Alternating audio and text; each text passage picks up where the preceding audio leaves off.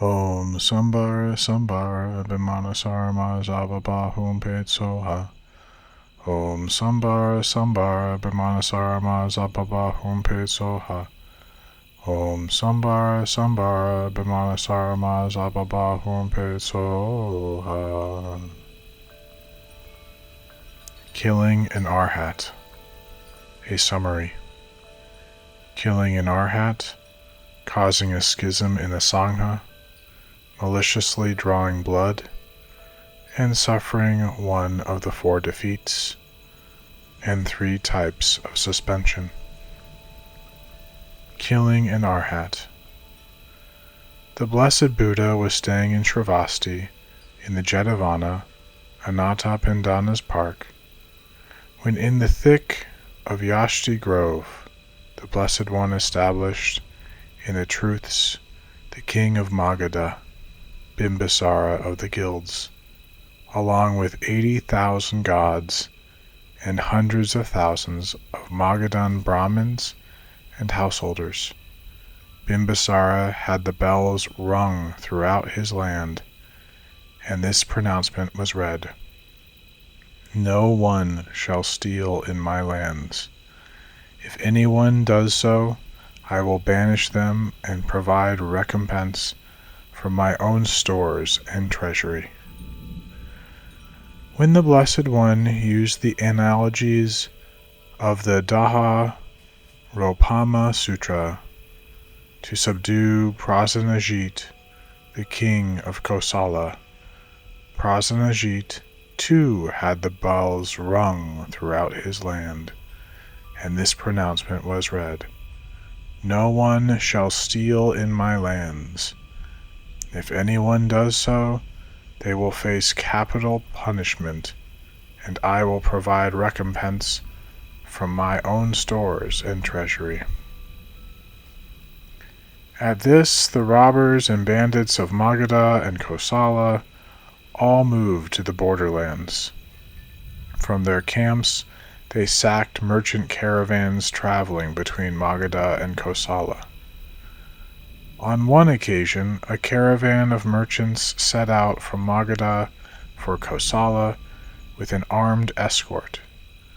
When they reached the borderlands, their caravan leader said, "Gentlemen, King Prasenajit is belligerent and ruthless, and if he will recompense us our losses, why do we pay the wages for an armed escort? The escort can turn back now." The escort turned back as the caravan of traders continued, reduced in numbers. The bandits, though, had posted a lookout who was lying in wait, and when he caught sight of them he asked, "Gentlemen, why do you sit indifferent when a small caravan of traders is approaching?"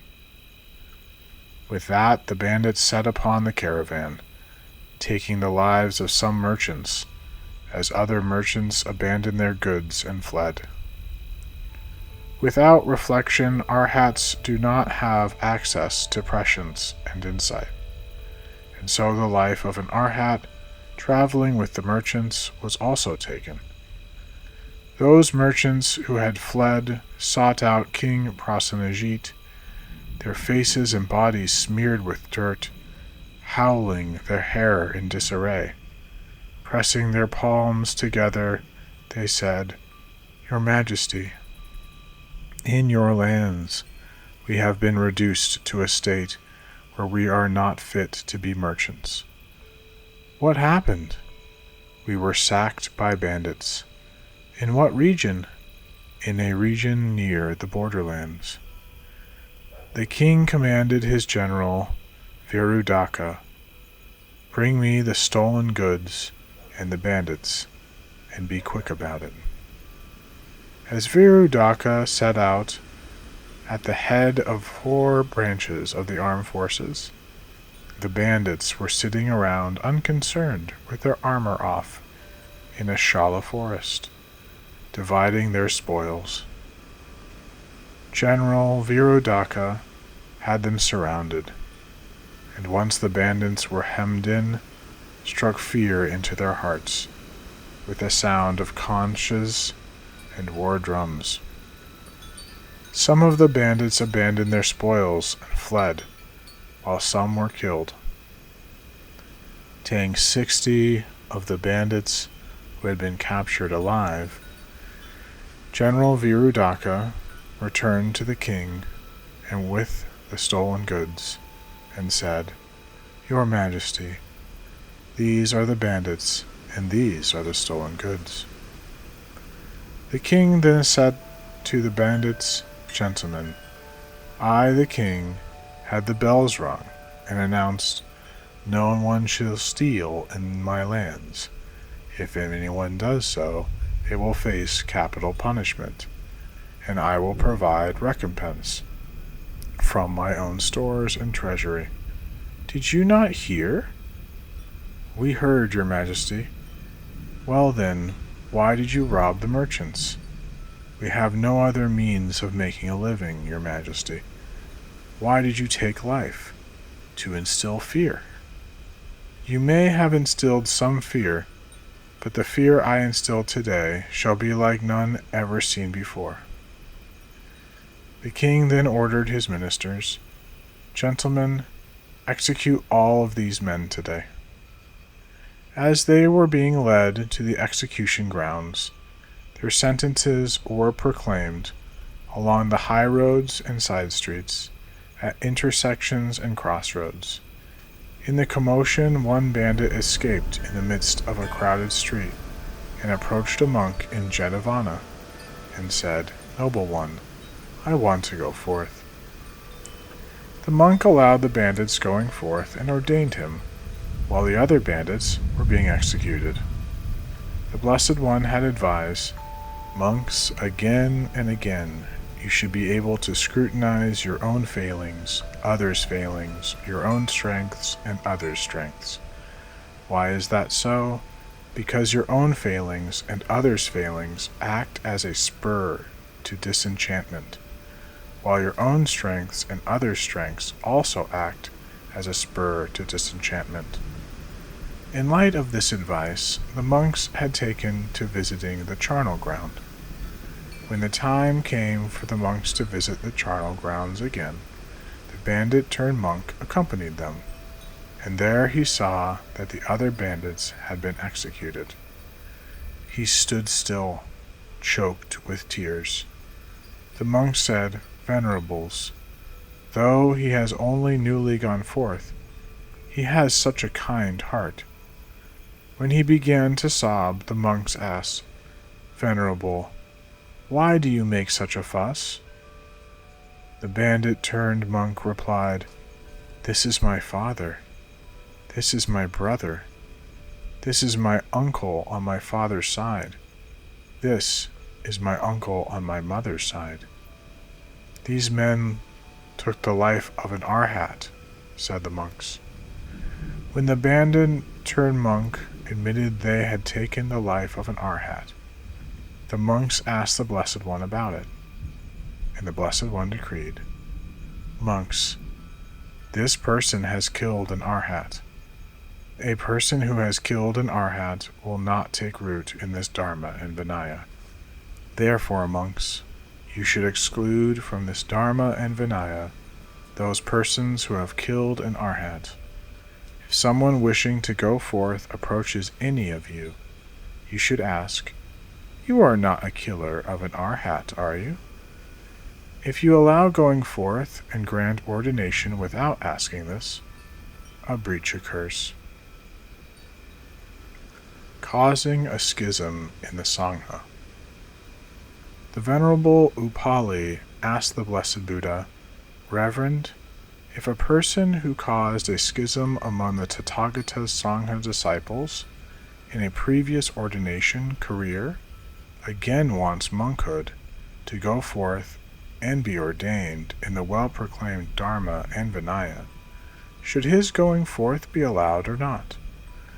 Upali, his going forth should not be allowed. Therefore, if someone wishing to go forth approaches any of you, you should ask, "You have not caused a schism in the Sangha, have you?" If you allow going forth without asking this, a breach occurs. Maliciously drawing blood from a Tathagata. The Venerable Upali asked the Blessed Buddha, Reverend, if a person who has maliciously drawn blood from a Tathagata wants monkhood to go forth and be ordained in the well-proclaimed Dharma and Vinaya in the Blessed One's presence, should his going forth be allowed or not? Upali, his going forth should not be allowed.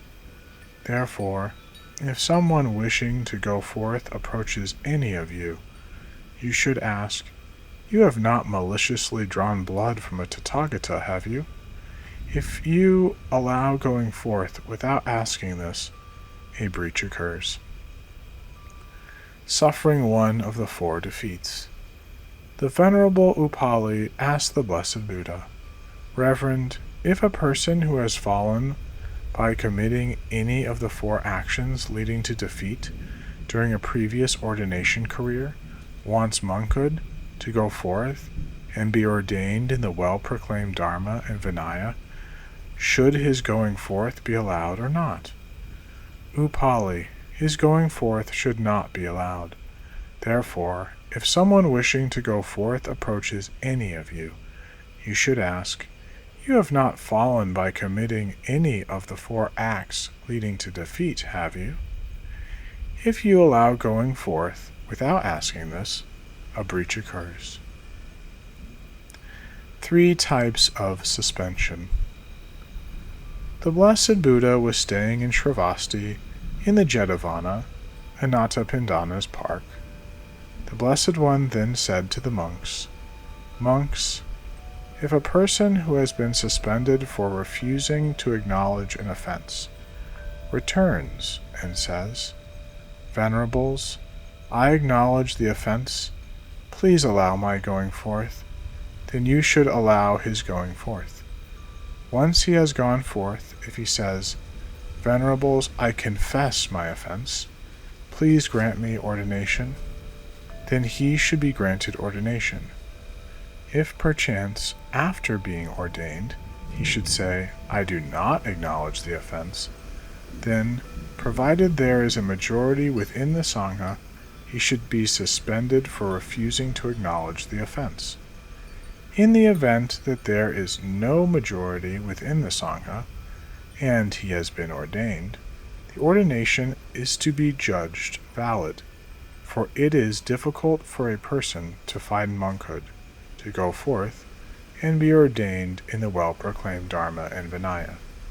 The same conditions apply to suspensions meted out for refusing to amend one's behavior, and suspensions meted out for refusing to give up deviant views.